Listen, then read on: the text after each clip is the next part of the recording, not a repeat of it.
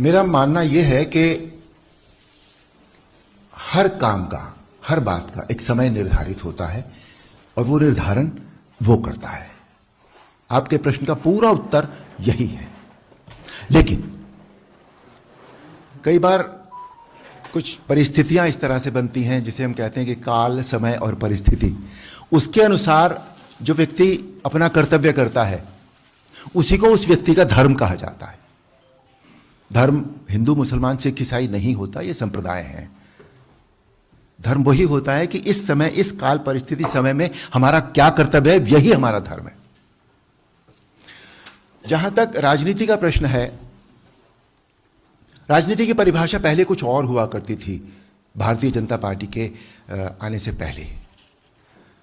मेरे हिसाब से राजनीति को मैं बहुत स्टेटस की चीज नहीं मानता था।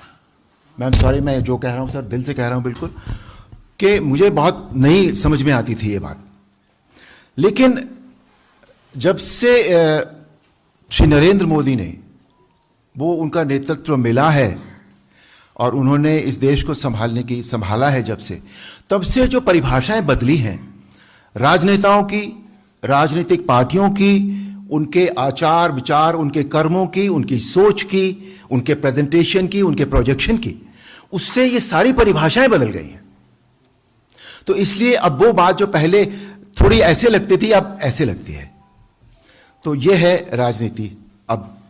और मैं, जिसे अगर सभी सही शब्दों में पहले राजनीति कहा जाता था, वो मुझे आती नहीं है। मैं आपको सच बताऊं, मैं एक बहुत स्ट्रेट लाइन चलने वाला इंसान हूं। मेरे दिल दिमाग में जो आ जाता है मैं वो कर लेता हूं। और मैं यहां राजनीति के लिहाज से नहीं हूं, मैं यहां अपनी कर्तव्य नीति के लिहाज से हूं।